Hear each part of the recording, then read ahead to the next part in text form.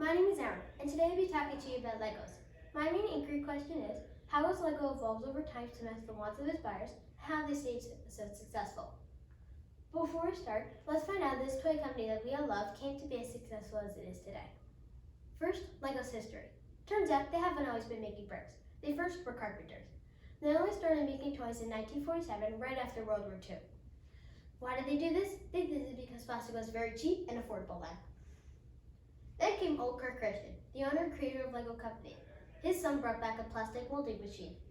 Soon, they figured out how to make bricks that snap together, or as we know, a Lego brick. But this brick wasn't perfect. It wouldn't stick together well, so Everett's creation tumbled over and broke.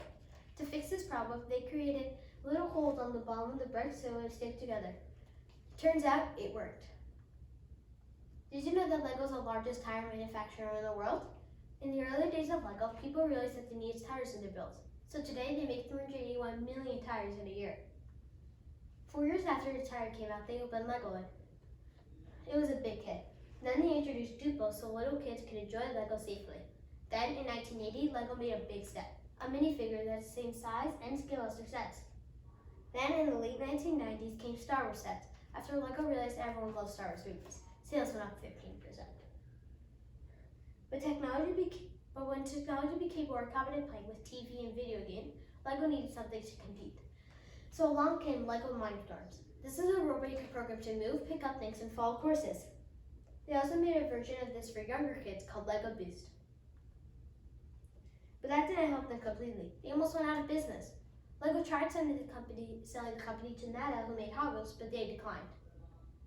Their only choice left was to sell the first Lego one and find a new owner outside of the Christian family. It was a big disappointment, but it saved Lego for the time being. Then, to make sure they were safe, Lego created Lego Bionicle.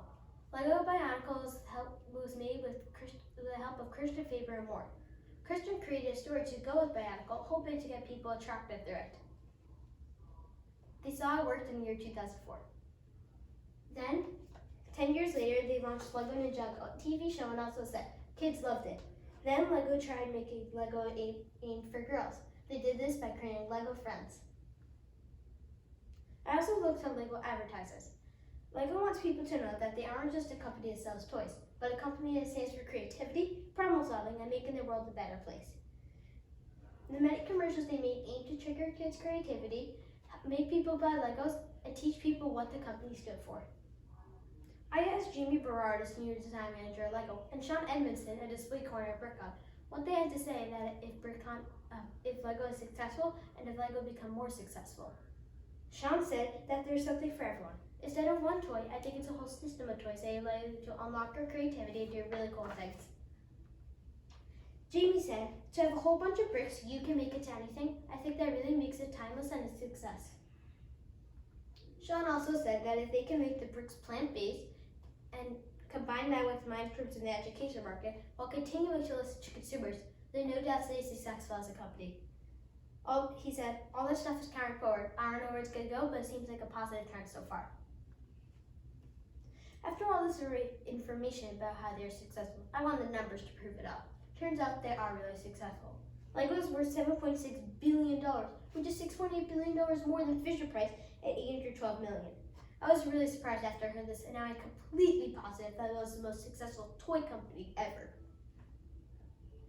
Now that we know how Lego has become so successful, let's discuss how Lego has evolved over time to match the wants of its buyers. According to Jamie, we add into old things that people like.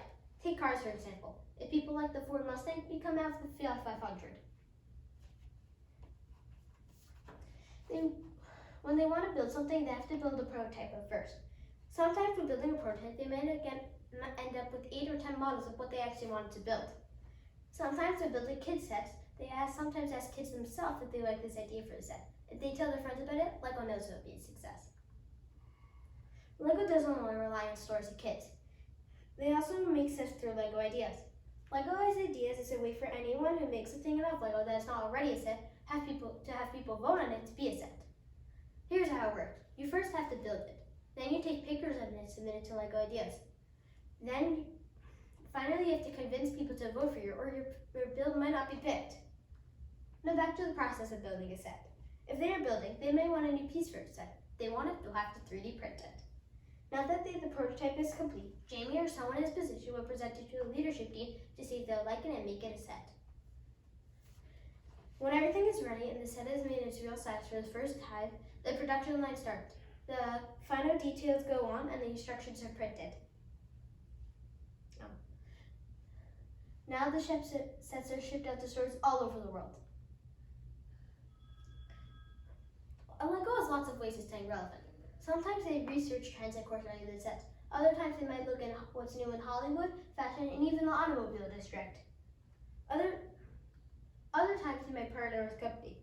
Some of the companies they partner with is NASA to build one of their rockets, Ferrari, McLaren, and Porsche for the Speed Championship Series, Netflix for Stranger Things, and more.